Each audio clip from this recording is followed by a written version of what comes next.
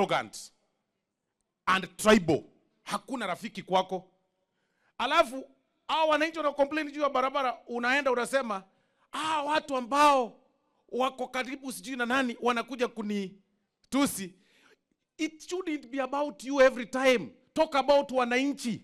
It can't be wewe ukisimama ni yako. Na hawa je ambao wanalia juu ya barabara, nani ataongea juu yao? Nani ataongea juu ya stima? Nani ataongea juu ya maji? Wewe unasema it is about me. Hii maneno ya selfishness unaiweka ni me, alafu unaiweka ni kwamba ni region fulani peke yake, na ni wewe peke yako. Mheshimiwa Rais sasa hivi vile tunazungumza ako nchi za nje kutengeneza maneno ya Kenya.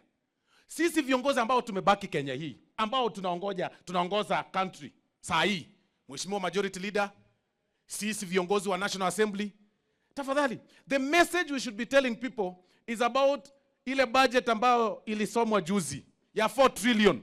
Tukija Ukambani tuambie kwa hii 4 trillion kuna pesa fulani ya stima, 50 million per constituency.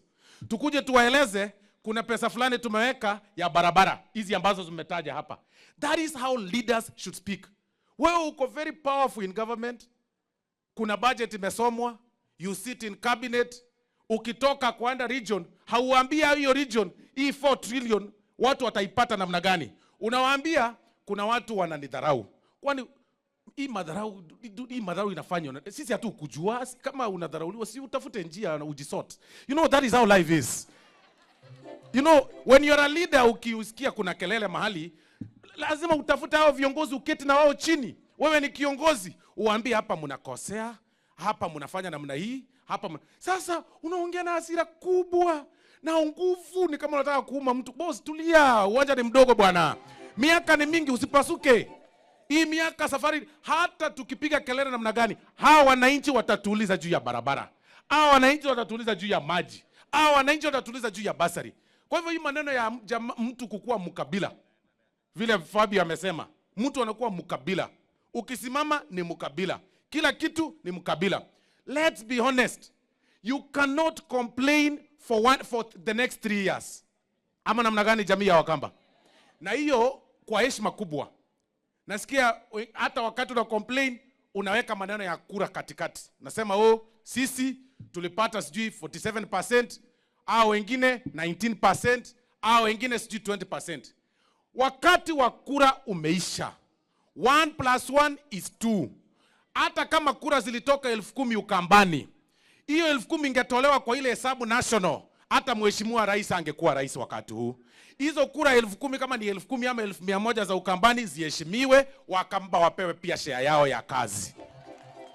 You cannot be using that to blackmail the president. Tafadhali. You can't use that. Kwa sababu hiyo imeisha. Tuanze kutafuta maneno ya mbele. Ama namna gani? Mpaka unapata viongozi wengine wanakasirika ati mtu kutoka hii sehemu amezungumza, ameomba maneno ya maendeleo. Mtu kutoka hii sehemu amezungumza, ameomba kazi. Unasema hapana, wewe percentage gapi mlipeana? The president has taught us to be united, to be nationalists, tutafutane sisi wote tufanye kazi pamoja, tuache maneno ya ukabila, tuache maneno ya kuchukia kabila zingine, tuache maneno ya kudharau Wakenya wengine, sisi wote tukue Wakenya pamoja, na ndio tuweze kuinua nchi yetu ya Kenya.